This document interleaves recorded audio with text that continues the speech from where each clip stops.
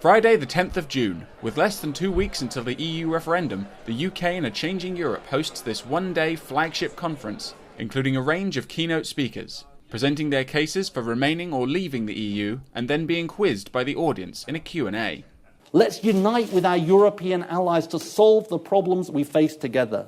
I want my country to vote to leave the European Union for its own sake, but also to send a message to the other countries in the European Union that it really is time to change. But in the end, I think this referendum is going to be settled by the answer, is it the economy or immigration?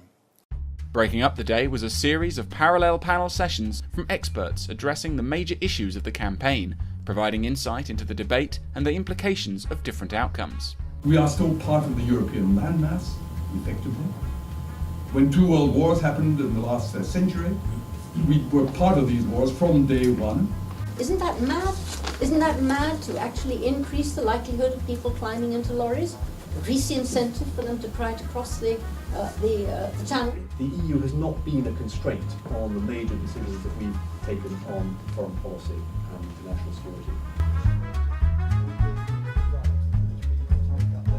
Now, what the EU does have, which a few non-EU states has with the UK, is an agreement that people can spend their time in prison of their nationality. Now, it hasn't worked well. I mean, international law, and I don't think we'll disagree about this, does not prevail against an Act of Parliament if, according to our constitutional arrangements, we decide that we want to have a different system.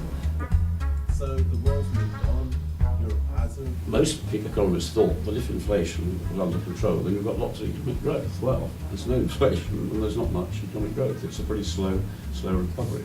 And so you're completely right. There is an extraordinary transformation of the way in which people in different parts of the country are thinking. This isn't just about the EU. So debates about the voice of Scotland and Wales and the way in which they're represented in the UK were very resonant.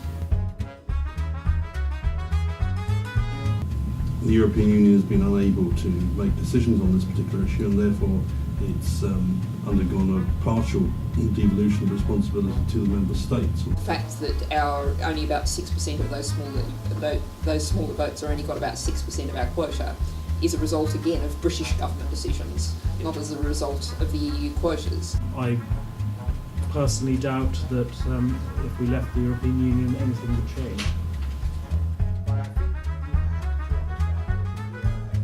It will not be one of those win-win we always dream about.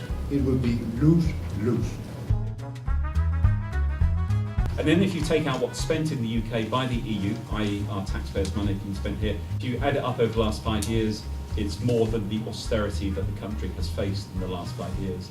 So you're talking about quite a high price to pay in the short term before realising some of the benefits which may never materialise in the longer term. All the people who buy goods over the continent will be going and knocking on everybody's doors to make a deal, not for there to be no deal. So the longer we fail to do a deal, the longer everything stays the same.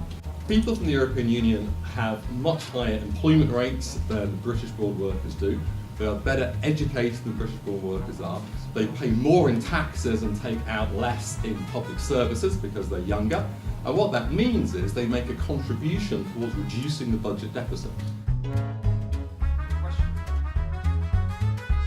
At the time that the poll was conducted, that perhaps wouldn't be important at other times, to see how people judge the current news situation, the current political agenda, and what impact that has. So in other words, what impact does it have on everyday life in Britain? So if they don't think it's about the funding gap, what do they think it is? I don't know. We're seeing whether people believe that leaving the EU will help. I mean, illegitimate to have a leave vote and to keep the single market and not have free movement. If you'd run a different campaign, it would be legitimate. You might end up doing it for a while. So I think the meaning of the vote will mean that you can't take those deals. We have fewer Latvians working in Starbucks, and instead they'd be British. And I say, whether or not you believe that is actually what would happen, that does, I think, probably resonate reasonably well.